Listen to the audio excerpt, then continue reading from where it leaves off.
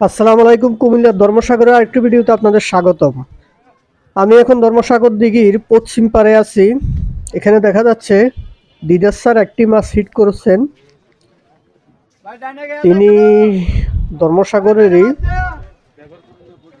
মালিক পক্ষের একজন লোক। যাই হোক, ওনারও একটা মাছা আছে, আর সেই মাছা থেকেই তিনি একটি মাছ হিট করেছেন। দেখা যাক তিনি মাছটি শেষ পর্যন্ত রাখতে পারে কিনা। মনে হচ্ছে ভালো সাইজের কোনো মাছ হবে।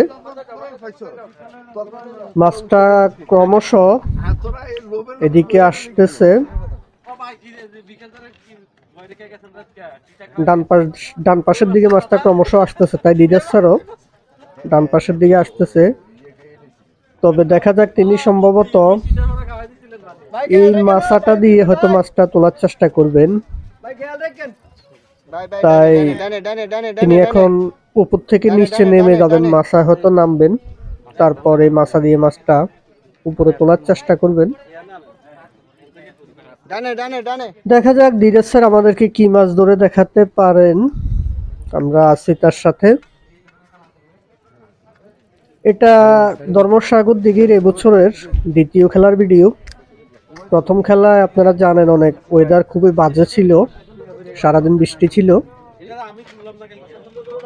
তবে এটা দ্বিতীয় খেলার ভিডিও। দ্বিতীয় খেলার দিন ওয়েদার খুবই ভালো ছিল, আপনারা দেখতে পাচ্ছেন আকাশও অনেক পরিষ্কার।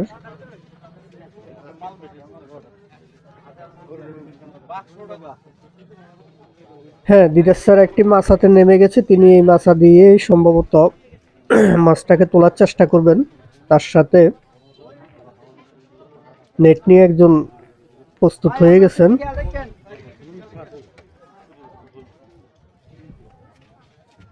বাম পাশ দিয়ে এখন নেট নিয়ে যিনি প্রস্তুত হয়েছেন তিনি একটু যাওয়ার চেষ্টা করবেন, যাতে মাছটাকে খুব সহজে তোলা যায়। তারা সেই চেষ্টাই করছেন। আচ্ছা, এবার বলে নিচ্ছি ধর্মসাগর দিঘি সম্পর্কে আসলে অনেকে জানেন না। ভিডিও দিলে অনেকে কমেন্ট করে জিজ্ঞেস করেন এটা কোন জায়গায়, যদি আমরা ভিডিওতে বলে দিই যে এটা অমুক জায়গায়। ধর্মসাগর দিঘিটি কুমিল্লা। কুমিল্লার আপনি যদি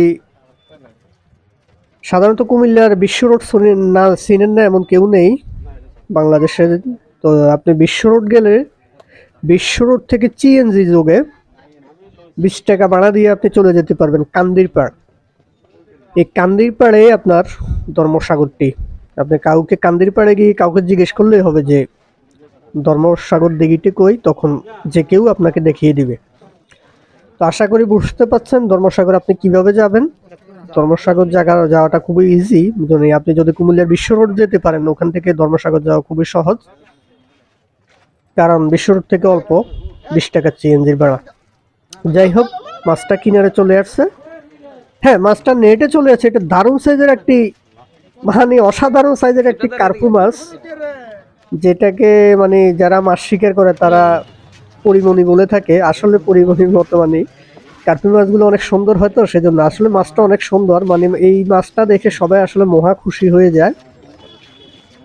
দেখেন কি দারুণ একটা মাছ, কি দারুণ একটা কার্পু মাছ। আসলে এমন মাছ দেখলে সত্যি কলিজা ঠান্ডা